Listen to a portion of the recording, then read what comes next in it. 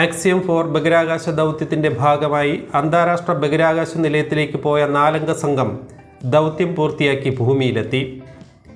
Space എക്സിൻ്റെ dragon പേടകത്തിൽ July 15 ചൊവ്വാഴ്ച Indian സമയം 3:01 കാലിഫോർണിയയ്ക്ക് സമീപമുള്ള പസഫിക് സമുദ്രത്തിൽ ഇറങ്ങിയത്. വിക്ഷേപണം മുതൽ തിരിച്ചെത്തിയതുവരെയുള്ള എല്ലാ കാര്യങ്ങളും ശുഭമായിരുന്നു.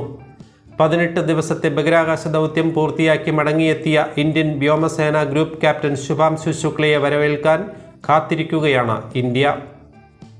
പാസ്റ്റ് ഫ്ലൈറ്റ് റീഹാബിലിറ്റേഷനും നാസയുടെയും ISROയുടെയും നടപടിക്രമങ്ങളും പൂർത്തിയാക്കി ശുഭാംശു ശുക്ല ഓഗസ്റ്റ് 17 ഇന്ത്യയിൽ തിരിച്ചെത്തുമെന്നാണ് പ്രതീക്ഷ. ശുഭാംശുവിനൊപ്പം മുതിർന്ന അമേരിക്കൻ ആസ്ട്രോനട്ട് പെഗി വിറ്റ്സൺ, പോളണ്ട് സ്വദേശി സ്ലാവോസ് ഉസ്നാൻസ്കി, ഹംഗറിയിൽ നിന്നുള്ള ടിബോർ കപൂ എന്നീ 3 പേരാണ് ആക്സിയം 4 ദൗത്യത്തിലുണ്ടായിരുന്നത്.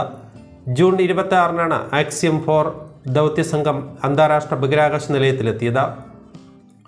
അന്താരാഷ്ട്ര ബഹിരാകാശ നിലയത്തിലെ മൈക്രോഗ്രാവിറ്റിയിൽ നടത്തുന്നതിനായി ലക്ഷ്യമിട്ട് പോയ 60 പരീക്ഷണങ്ങളും പൂർത്തിയാക്കാൻ ആക്സിയം 4 സംഘത്തിന് കഴിഞ്ഞു. കേരളത്തിൽ നിന്ന് കൊണ്ടുപോയ 6 വിത്തിനങ്ങളുടെ പരീക്ഷണമടക്കം നിരവധി ഗവേഷണങ്ങൾ ISSൽ ശുഭാംശു ശുക്ലയുടെ മേൽനോട്ടത്തിൽ നടന്നു.